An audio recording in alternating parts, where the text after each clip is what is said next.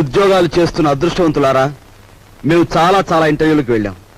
అక్కడి ఆఫీసర్లు మమ్మల్ని ఎన్నో ప్రశ్నలు వేశారు. మేము సమాధానాలు కూడా ఎన్నో చెప్పాం. అయినా మాకు ఉద్యోగాలు రాలేదు. మీరు ఏ విధంగా ఉద్యోగాలు సంపాదించింది చెప్పి మాకు సహాయపడవలసిందిగా కోరుతున్నాం. మాస్టారు, మీకు ఉద్యోగం ఎలా వచ్చింది? మా మామయ్య గారు ఎమ్మెల్యేగా ఉండేవారు. సంతోషం. మీరు మాస్టారు, మీకు ఉద్యోగం ఎలా వచ్చిందో దయచేసి చెప్తారా? ధనలక్ష్మి పెంచింది. ఆవిడెవరు? ఆఫీసర్ గారి భార్య. ధనలక్ష్మి అంటే డబ్బండి. అదే లంచం అన్నమాట. అవునండి. నెక్స్ట్. సార్, మరి మీరు? వినయంతో కూడిన విద్య వల్ల వచ్చింది, కృషితో కూడిన దీక్ష వల్ల వచ్చింది. కృషితో నాస్తి దుర్భిక్షం, జపితో నాస్తి పాతకః అన్నారు పెద్దలు. కావచ్చు, కానీ మీకంటే ఎక్కువ విద్య ఉన్న మా యువతరానికి మీకంటే తక్కువ ఉద్యోగం కూడా ఎందుకు రావటుందో చెప్తారా? మీ యువతరానికి విద్య కంటే పొగరెక్కువ, వినయం కంటే విప్లవం ఎక్కువ, ఆలోచన కంటే ఆవేశం ఎక్కువ, బాధ్యతల్ని భరించటం కంటే హక్కుల కోసం పోరాటం ఎక్కువ. విద్యని వివేకాన్ని వీధులకిడ్చి మీ నిరుద్యోగానికి ఈ వ్యవస్థే కారణం అనుకోవడం తప్పు. ఉద్యోగం ఎలా వచ్చిందంటే మనల్ని కారేశాడు. ఈయనెవర్రా? మా నాన్నగారు. ఒకవేళ నీకేదైనా జవాబు తెలియదనుకో, అది కూడా వినయంగా చెప్పి తప్పకుండా తెలుసుకుంటాను సార్ అనాలి. రక్షయ్, అన్నట్టు ఇంటర్వ్యూ కార్డు జేబులో ఉందా? ఉంది నాన్న. నువ్వు పదవాలి. అలాగే పద. నువ్వు రావే. వస్తామ్మా. ఆ ఉద్యోగం రాక మరో ఇంటర్వ్యూ వస్తే అమ్మ శకునం మంచిది కాదేమోనని చెల్లెల్ని, ఆ చెల్లెలు కాదని ఇంకో చెల్లెల్ని, నాకు ఎదురొస్తే ఉద్యోగం రాదేమోనని మా బామ్మ కూడా పక్కకు తప్పుకుని, ఇలా ఒక్కొక్క ఇంటర్వ్యూకి ఎన్నో ఆశలు పెంచుకున్న మా వాళ్ళందరికీ వీడికి ఉద్యోగం రాదు అనే నిరసన భావంలోకి వచ్చేశారు. ఉదయం మా ఇంట్లో నన్ను చూసేసరికి సుప్రభాతం మరో రకంగా తయారైంది. నిఖిలాంధ్రదేశ నిరుద్యోగ మహాసభాధ్యక్ష, నిదురించు నీదు నిదురే గద లోకరక్ష, ఎంప్లాయిమెంట్ ఎక్స్చేంజీలకే పరీక్ష, మా తండ్రి నిద్ర దేశానికి సుప్రభాతం.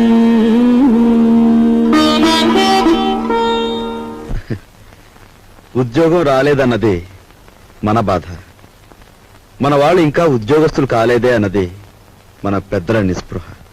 అదేమిట్రా నెయ్యి వేసుకోకుండా ముద్ద కలుపుతున్నా? ఇప్పుడు నెయ్యి లేకపోతే ఏం పోయిందమ్మా? పప్పులోకి నెయ్యి వేసుకోకుండా అన్నం తినడం మన ఇంటా వంట లేదురా. అమ్మాయి, నువ్వు వడ్డించు. ఇంట్లో నేను నిండుకుందత్తయ్య. అయ్యో అయ్యో, పచ్చని సంసారంలో పంచామృతాలు నిండుకుంటే పంచమహాపాతకాలు చుట్టుకున్నట్టేనే. చేతిలో డబ్బు లేక ఆ నెయ్యి నేనే కొనలేదమ్మా. నీకు ఎప్పుడు ఏ పని చేయడానికి డబ్బు ఉంది? ఈ సంసారం నీ హయాంలోకి వచ్చిన తర్వాత పప్పులోకి నెయ్యి కరువే, నెత్తి మీదకి నూనె కరువే. ఏం ఉద్యోగం చేస్తున్నావో, ఏమి ఎలగ పెడుతున్నావో, ఆ మహారాజు కడుపును పుట్టావు.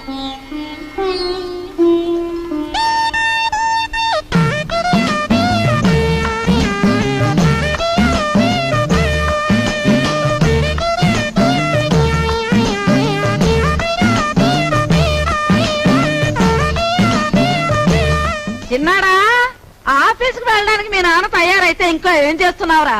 తాతయ్య వదిలేసి రావుకోటి పూర్తి చేస్తున్నానే, వచ్చేస్తున్నా. మా నాయనే, నీకున్న పాటి బుద్ధి పెద్దదుకుంటే ఈ పాటికి 2 జిల్లాల కలెక్టర్ అయ్యేవాడు. ఒరే నాయనా, ఆ రాంకోటి సాయంత్రం పూర్తి చేద్దు గాని బడికి బయలుదేరు. ఏమండి, సరస్వతిని చూసుకోవడానికి వెంకటపతి గారు వాళ్ళు వస్తా ఉన్నారు. వాళ్ళు ఎప్పుడొస్తారో ఆఫీస్ నుంచి వచ్చేప్పుడు కనుక్కురండి. అలాగే. అరే సరస్వతి, నువ్వు ఇక్కడున్నావా? అబ్బో, ఏంటే అట్ట మెలికలు తిరిగిపోతున్నావు? అబ్బో, దీనికి దూకుడు ఎక్కువైపోయింది. ఇక పెళ్లి చేయాల్సిందే. సరేనండి.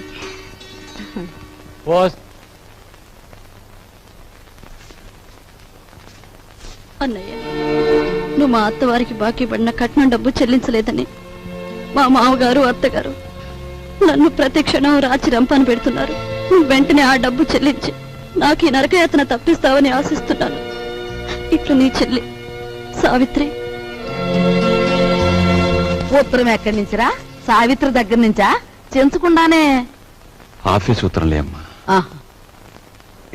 ఏం రాపిగా, నీకు డబ్బులు ఇవ్వాలి కదా, 2 రోజుల్లో ఇస్తాలేరా? అట్టగేనండి. లక్ష్మి వెళ్ళవే, రిక్షా ఎక్కువ. రండి. ఇది క్రాపు, ఈ షేపు చూస్తుంటే అచ్చు సినిమాలో విలన్లా యమ సీరియస్ గా ఉన్నాడు. మన పని అవ్వాలంటే ఇలాంటి వాడితో జాయింట్ అవ్వాలా? గురువా, హలో చెప్తాను. ఊరుకోరా, ఊరుకో. ఈ ఫోటో ఎవరిదో బాగా చూసి చెప్పు. ఈ ఫోటో నీదేనయ్యా? దెబ్బ తినేసావు గురువా, నీకు బాడీ ఉంది గాని మెదడు తక్కువే. ఈ ఫోటో నాది కాదు, భుజంగరావు గారు అని ఈ ఊళ్ళో బాగా సిల్లర్ సంపాదించేసి బాగా మదించిపోయిన పెద్ద మనిషి ఫోటో ఇది. యువతలు నేను రౌడీ గురువు గారితో మాట్లాడుతుంటే నువ్వేటబా ఎంతకీ చెప్పొచ్చేది ఏంటంటే, ఇదిగా ఈ మనిషి నా ఇంట్లో తప్పించేసి నన్ను ఆ ఇంట్లో ఎట్టేసావనుకో, చెప్పాను కదా బాగా చిల్లర ఉన్నాడని. ఆ చిల్లర మన ఇద్దరం సరి సమానం పనిచేసుకున్నాం. ఎలాగుంది ఐడియా? నీ కంటికి నేను ఎలా కనిపిస్తున్నానయ్యా? గురువా, నీ ముఖం చూడగానే నాకేమనిపించిందంటే ఇక్కడ కూనీలు కంత్రి పనులు రేట్లు వారీగా చేయబడును అని పోటీ కట్టినట్టు అనిపించింది. అలో వింటున్నావా? వింటున్నా. గురువా, నా బాడీ నిండా ఐడియాలు ఉన్నాయి గాని కలేజా లేదు. నీ కలేజా నా ఐడియాలు జాయింట్ చేస్తే కుమ్మేస్తాను. ఏమయ్యోయ్, నేను పోలీసు వాళ్ళకి పాత చుట్టానే కావచ్చు, కానీ నన్ను పరీక్షించడానికి సిఐడి నిన్ను పంపించారని నాకు బాగా తెలుసు. హలో, నేను ఈ పని చేయను. వస్తా. గురువా, హలో, ఇది ఎక్కడ పీకులాడు పంచాంగం నాయన, నన్ను సిఐడి అంటావేట్రా బాబా? ఎవర్రా నువ్వు నామేసేస్తా? హాపడక బ్రదర్. హలో, నువ్వు మోగోడు కదరా, ఎలా మాడుతున్నావు? పైగా నన్ను పెదరు అంటావు. నీ కంటికి నేను పెద్ద ముష్టోళ్ళ కనపడుతున్నాను ఎట్రా? ఏటి ఎదవేస్తాలు? ఈ వేషం ఒక్కటే కాదు, నువ్వు చూడాల్సిన వేషాలు ఇంకా చాలా ఉన్నాయి. చూస్తావేంటి నా విశ్వరూపం? పట్టుకో పట్టుకో. హలో,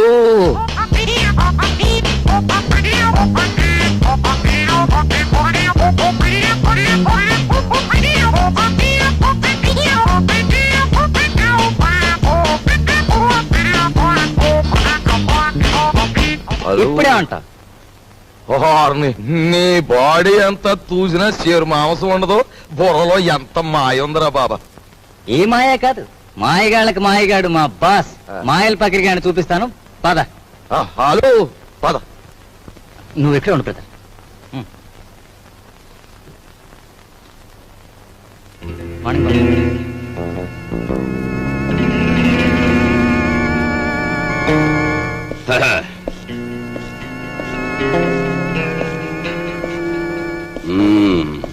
ఏరా, నీ పేరు వరాలా?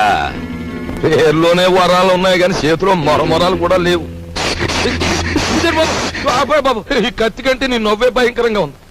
ఇంత భయపడే ఎదవే ఈ ఎదవ పనులోకి ఎందుకు వచ్చావురా? ఎందుకు వచ్చానంటే, అలు అస్త్రాలు వదలడం అర్జునుడికి తెలుసు. అయినా ఫైటింగ్ సీన్ లో ఫ్రంట్ సీట్ లో కృష్ణుడిని ఎందుకు కూర్చోబెట్టాడు? ఐడియాలు ఎత్తాడని. మనసేంద్రి కూడా అదే గురువా. అందులో నా వాటా ఎంత? డేవిడ్ గురువా, మనలో మనకి పీకులంట పంచాంగం ఎందుకు? 50-50 పనిచేసుకుందాం. మాట తప్పితే మర్డర్ చేసేయి. ఓకే. ఓకే అనే ముందు నాదో చిన్న షరతు. మరేం లేదు గురువా, ఆ కర్నూలు తాలూకు కవచకుండలాలన్నా ఆ బాడీ నుంచి దూరం అయ్యాయేమో గాని మా బాబాగాడు నా సంఖ్య నుంచి సెపరేట్ అవ్వడం. మరి నేను రంగంలో దిగిన తర్వాత దీన్ని నువ్వే కాసుకోవాలి. కాసుకుంటాను, కానీ ఈయన మాత్రం నేను ఎత్తుకోను. ఎత్తుకోనంటే ఎలా గురువా? ఎత్తుకోపోతే ఏటవుద్దంటే ఊరుకోరా, ఊరుకో. అది వీడితో న్యూ సెన్స్. ఆయన చేత ఈడు మన కూడా ఉంటే అల్లరే గాని చిల్లర రాలదు. సరేలా తాలే. ఎళ్ళు బాబా, ఎళ్ళు, జాగ్రత్తగా వెళ్ళు బాబా. అది అదిరా బాబా, అది.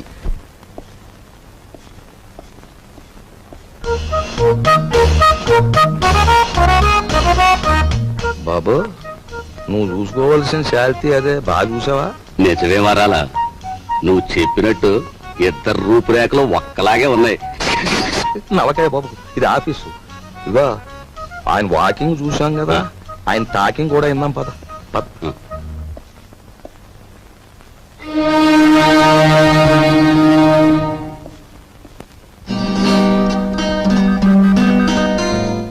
నీ తెలివితేటలు పరీక్షించడానికి సర్టిఫికేట్స్ చూడనవసరం లేదు. నిన్ను 3 ప్రశ్నలు అడుగుతాను, జవాబు చెప్పు. అడగండి. నంబర్ 1, తాజ్ మహల్ నిర్మాణంలో పాల్గొన్న కూలీలు ఎంతమంది? నంబర్ 2, రామాయణాన్ని వ్రాసిన వాల్మీకి భార్య పేరేమిటి? నంబర్ 3, 10 పైసల నాణానికి ఎన్ని వంకర్లుంటాయి? Come on tell me. చెప్పలేవా? ఇంత చిన్న ప్రశ్నలకే సమాధానం తెలియని వాడివి అసలు ఈ ఇంటర్వ్యూకి ఎందుకు వచ్చావు?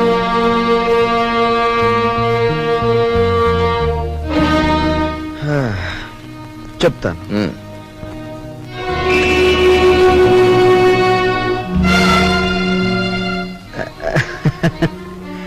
అనవసరంగా బెదిరిపోకండి సార్. ఇది నా 61వ ఇంటర్వ్యూ. అంటే నా సహనానికి షష్టి పూర్తి జరిగిపోయింది. అసలు నేను ఉద్యోగానికి పనికిరాను, లేదా నన్ను ఇంటర్వ్యూ చేయడానికి ఆఫీసర్గా మీరు పనికిరారో ఇప్పుడు తేల్చుకుంటాను. సార్, వాల్మీకి భార్య పేరు మీరు వినలేదు, నేను వినలేదు. కానీ పెళ్ళైన దగ్గర నుంచి మీరు మీ భార్యను చూస్తూనే ఉన్నారు. ఆవిడ చేతికి ఎన్ని గాజులున్నాయో మీరు చెప్పగలరా? ఓకే, 10 పైసల నాణానికి ఎన్ని వంకర్లున్నాయో నేను తర్వాత చెప్తాను. కానీ రోజు దువ్వుకునే మీ తల మీద ఎన్ని వెంట్రుకలున్నాయో మీరు చెప్పగలరా? కనీసం ఆ దువ్వుకునే దువ్వెనికి ఎన్ని పళ్ళున్నాయో చెప్పగలరా? చెప్పండి. నాకు తెలియదు. మీరు వేసే అడ్డమైన ప్రశ్నలకి మేము సమాధానాలు చెప్పలేకపోతే మమ్మల్ని వెధవలా చూడటం తెలుసా? మిమ్మల్ని చంపకుండా ఎందుకు వదులుతున్నానో తెలుసా? మిమ్మల్ని చంపి నేను హంతకుడుగా మారటం వల్ల మా సమస్యలు పరిష్కారం కావు. అందుకు గుడ్ బై. తమ్ముడు టిఫిన్ టైంకి ఎలా వస్తానాడు, ఇంకా రాలేదేమిటి? ఎప్పుడు అన్నమాట తప్పడే. యు ఆర్ కరెక్ట్ అన్నయ్య.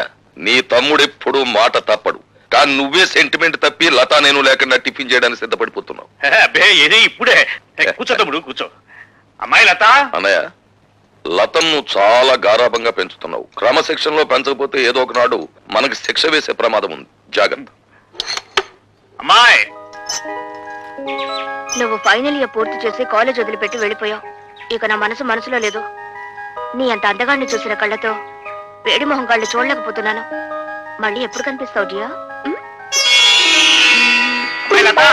అమ్మో నాన్న.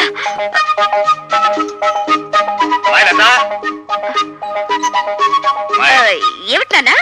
ఇంకేమిటమ్మా, అక్కడ టిఫిన్లు చల్లారిపోతున్నా, మీ బాబాయ్ వేడెక్కిపోతున్నాడు. నువ్వు తొందరగా రావాలి. బాబాయ్ వచ్చాడా? ఆ.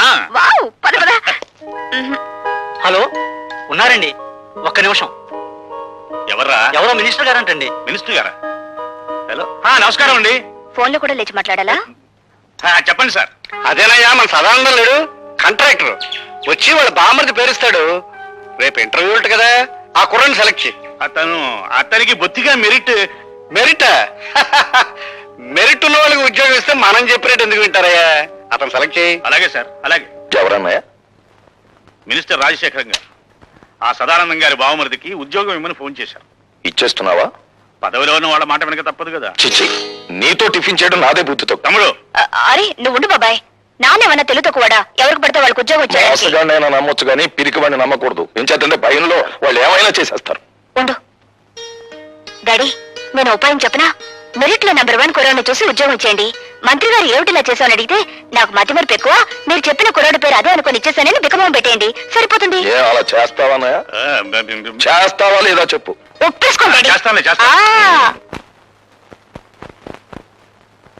Good morning. Good morning.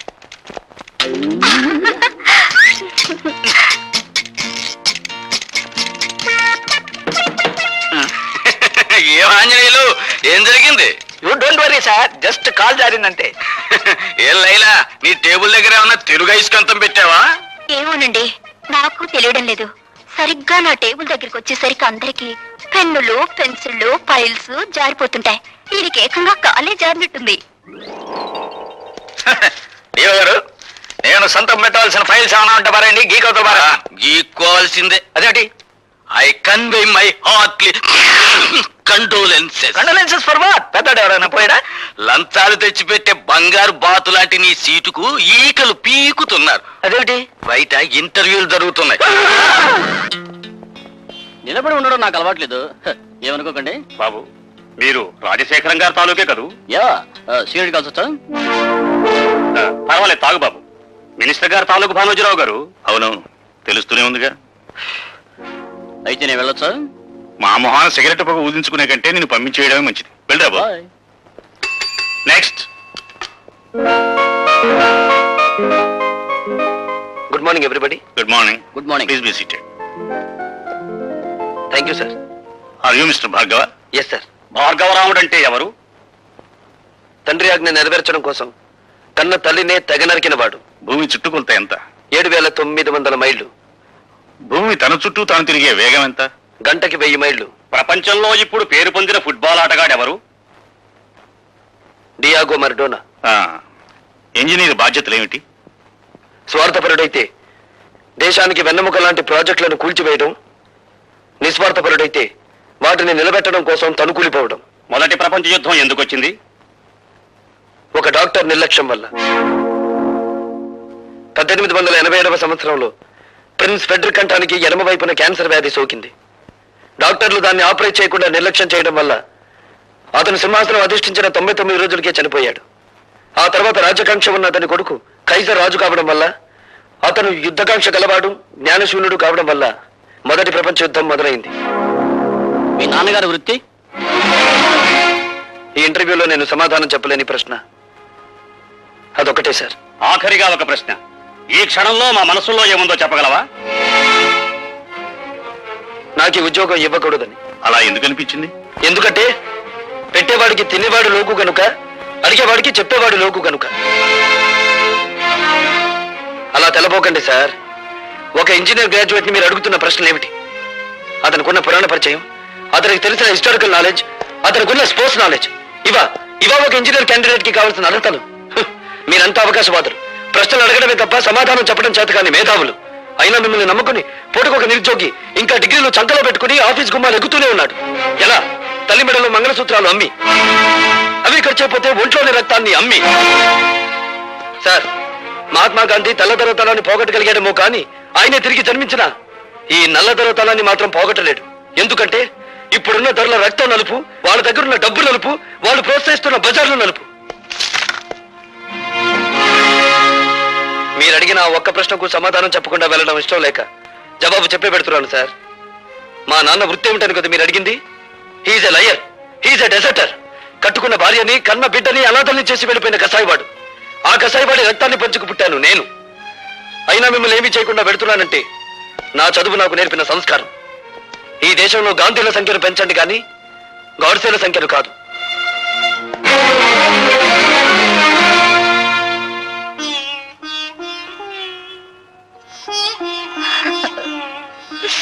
అమ్మా, ఇంటిని ఇల్లాలిని గాలి కొదిలేసి సంఘం చేత నమ్మకద్రోహి అని ముద్ర వేయించుకున్న ఆ మనిషిని ఎందుకమ్మా పదే పదే జ్ఞాపకం తెచ్చుకుంటావు? నిజాయితీ నిలకడలేని ఆ మనిషి మూలంగానే కదమ్మా మనం సమాజం నుంచి విసిరివేయబడింది. ఎందుకు ఇంకా మన నుంచి పారిపోయిన ఆ వ్యక్తి కోసం ఆరాటపడతావు? ఈ మనిషి నీడ ఇంట్లో ఉన్నంత కాలం మనకు పట్టిన పీడ వదలదు, నాకు మనశ్శాంతి ఉండదు. భార్గవ, ఏమిటా ఈ పని? ఈ పని ఏనాడో చేస్తుంటే నీ తల్లి నీ కళ్ళ ముందే గుండె పగిలి చచ్చేదిరా. అమ్మా భార్గవ, మంగళసూత్రం కట్టించుకున్న నాకు లేని ద్వేషం నీకెందుకు ఆయన మీద?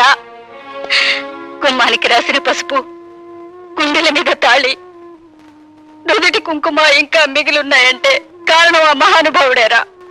నేను బ్రతుకుండగా నువ్వు ఆయన్నే అనద్దు.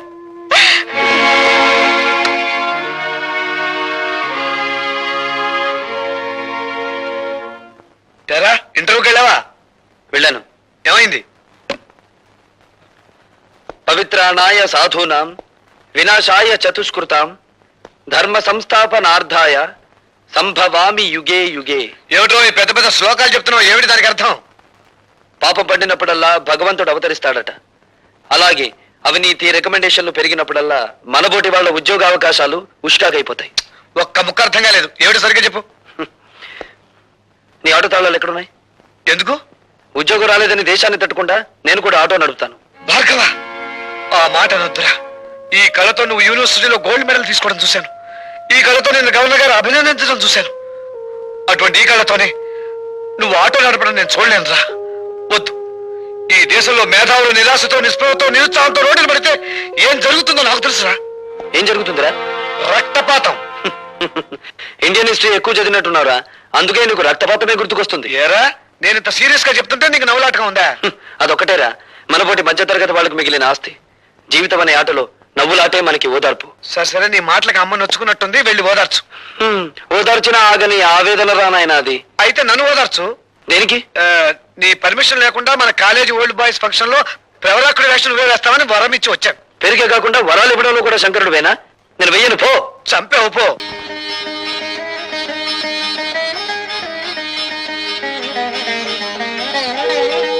కొత్త మంత్రి రాజశేఖరం గారికి, కొత్త మంత్రి రాజశేఖరం గారికి. సదానందం, నేను నిజంగా గాంధీ గారికి దండ వేయడానికి వచ్చాను, నువ్వు నమ్ముతున్నావా? మరి ఎందుకు వచ్చారండి? గాంధీ గారిని అడ్డం పెట్టుకుని ₹1,00,00,000 సంపాదించాలని వచ్చాను. ఏంటండి? ఇదిగా కాంట్రాక్ట్ మీద నువ్వు ఇంతవరకు ఎంత సంపాదించావు? మీకు తెలవంది ఏముంది చెప్పండి. సిమెంట్ లేకుండా వంతెల్ని కట్టి ఓ 10 లక్షలను, ఇసుక లేకుండా ఇల్లు కట్టి ఒక 20 లక్షలు సంపాదించానండి. అరసి బుర్ర లేకుండా ₹10,00,000 ఏదో అంత మీద సంపాదించావు. అయ్యా. ఇప్పుడు ₹1,00,00,000 సంపాదించే అవకాశం వచ్చింది. Jalaganga project central government sanction ఇస్తున్నారన్న విషయాన్ని ఢిల్లీలో ఫైల్లో నేను స్వయంగా చూశాను. ఆ కాంట్రాక్ట్ మనకి వస్తుంటారా? సరుకున్న మినిస్టర్ తో నువ్వు ఈ మాట అంటున్నావు అంటే నువ్వెంత తెలివి తక్కువడో నాకు ఇప్పుడు అర్థమవుతుందయ్యా. చూడు, ఈ విషయం పేపర్లో వచ్చిందంటే తూములు కంపెనీ వాళ్ళు రేట్లు పెంచేస్తారు, కానీ నువ్వు ముందే తూములు కొనేసి రోడ్ల పక్క పడే. దాంట్లో ఉన్న బాధ మీకు ఏం తెలుసు చెప్పండి. బిల్లులు లేకుండా తూములు కొని ఒక్కొక్క తూముని లారీ మీద అక్కడ చేర్చాలి అంటే చేతిలో ఉన్న 30 లక్షలు వదులుకున్నట్టే. అబ్బా, కాంట్రాక్ట్ లో డబ్బు రాబడదుగా లేవయ్యా, నేను చెప్పిన పని చేయి. అయ్యా, ఇన్ని ఏర్పాట్లు చేసిన తర్వాత ఆ కాంట్రాక్ట్ మనకు రాకపోతేను చెవులో పువ్వు పెట్టుకున్న వాడిని కాంట్రాక్టర్ చేసినందుకు నేను బాధపడుతున్నానయ్యా. చెప్పి పంచి చాలా ఇదిగా రాబడిలో మనకి 50-50. అలాగేనండి. ఇదిగా స్విస్ బ్యాంక్. అయ్యి బాబోయ్, అది సత్యం మర్చిపోను. మీరేం కంగారు పడకండి. తెల్లారే పాటికి రోడ్లు కనపడకుండా తూములతో పూడ్చి పెట్టిచ్చేస్తాను.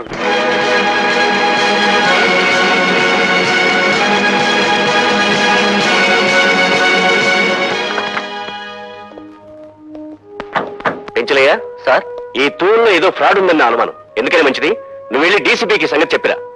కాంట్రాక్టర్ దౌర్జన్యం చేసే అవకాశాలున్నాయి. అలాగే సార్, వెళ్ళు.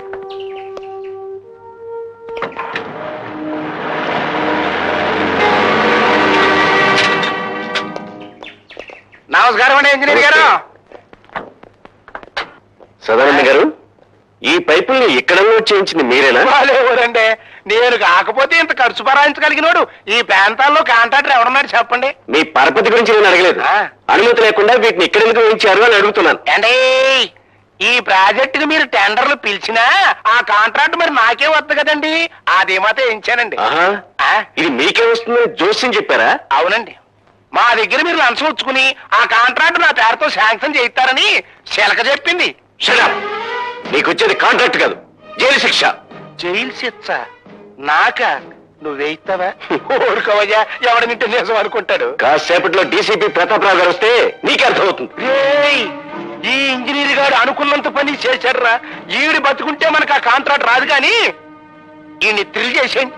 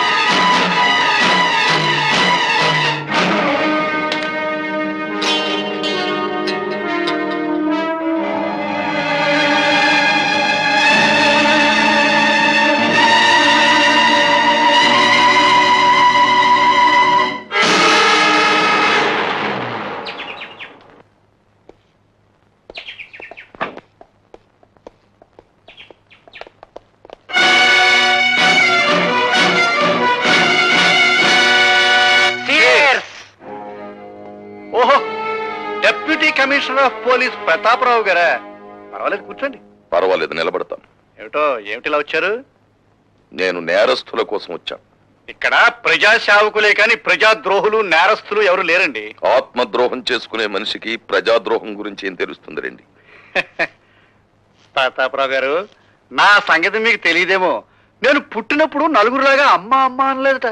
అహింస అహింస అన్నంట. నేను అలాంటి గాంధీవాదిని. గాంధీ గారు వద్దన్న బ్రాందీ గ్లాసును చేత్తో పట్టుకుని నేను గాంధీవాదిని అని చెప్పడం మీకే చెల్లుతుంది. అది పదవిలో ఉన్నారు కనుక. ఇంతకీ ఏ విషయం గురించి మాట్లాడడానికి వచ్చారండి తమరు? ప్రాజెక్ట్ అసిస్టెంట్ ఇంజనీర్ తూముల దగ్గర దారుణంగా హత్య చేయబడ్డాడు. చాలా మంచివాడు పోయాడయ్యా. ఓ పోల్దర ప్రమాయించు. ఆ తూములు శాంక్షన్ లేకుండానే సదానందం గారు అక్కడ వేయించారని, ఆ తూముల తాలూకు కాంట్రాక్టు మీరు వారికి ఇప్పిస్తారని అనేక పత్రికలు రాశారు. అదే అదే ఎల్లో జర్నలిజం. దానికి మీరు ఎల్లో జర్నలిజం అని ముద్దు పేరు పెట్టుకోవచ్చు. కానీ ఆ ఇంజనీరు చచ్చిపోయే ముందు తన ఎర్రటి చిక్కటి రక్తంతో ఒక పేరు రాశాడు. ఏమని రాశాడండి? రాజా అని 2 అక్షరాలు. రాజశేఖరం గారు గాని ఆయన తాలూకు మనుషులను గాని రాసే ప్రయత్నం చేసి ఉండొచ్చు కదా. డీసీపీ గారు, రాజా అంటే నేనేని ఎందుకు అనుకోవాలండి? రాజరాజ నరేంద్రుడు కావచ్చు, రాజగోపాల్ కావచ్చు, రాజవర్మ కావచ్చు, రాజనాల కావచ్చు, ఇలా 1,00,000 పేర్లు నేనే చెప్తాను. రాజశేఖరం గారు, మీరు 10 లక్షల మంది ఓటర్లను మోసం చేయగల సమర్థులే కావచ్చు. ఒక హత్య చేసి దాన్ని మసిపూసి మారేడుకాయ చేయగల అర్హులే కావచ్చు. కానీ జీవితంలో దోషిని వదిలిపెట్టడం ఎరగని ఈ డీసీపీ ప్రతాపరావు మిమ్మల్ని నేరస్తులుగా రుజువు చేసే వరకు మీ నీడను వెంటాడుతూనే ఉంటాడు. గుర్తుంచుకోండి. అండి, ఈ డీసీపీ గారు కంపెనీకి తెస్తాడేమోనండి. నువ్వు అనుమానాలతో టైం వేస్ట్ చేయకు. ఆ చచ్చిపోయిన ఇంజనీర్ స్థానంలో వెంటనే మన మనిషిని అపాయింట్ చేయాలి. అన్నట్టు జ్ఞాపకం వచ్చిందండి, మా బామ్మర్ది ఒకడు ఇంజనీరింగ్ 3వ క్లాస్ లో పాస్ అయి ఉన్నాడండి. ఆడు పనికొస్తాడంటారా? మనకు కావాల్సింది చదువుకున్న సమర్థుడు కాదయ్యా, మనం చెప్పిన పనుల్లో చేసే చేతకాని వాడు. మరి డ్యాములు కడితే లటక్కను కూలిపోయింది అనుకోండి, అప్పుడు నీకేం నష్టం అయ్యా? ప్రభుత్వానికి నష్టం, ప్రజలకు నష్టం. ఇంకా మాట్లాడేవంటే ఆ సీట్ లోకి రావాల్సిన తెలివైన కత్తి లాంటి కుర్రాడికి నష్టం. అవునులేండి, ఆ నష్ట జాతకుడి గురించి మనకెందుకు? ఇంతకీ ఆ నష్ట జాతకుడు ఎవడంటావు?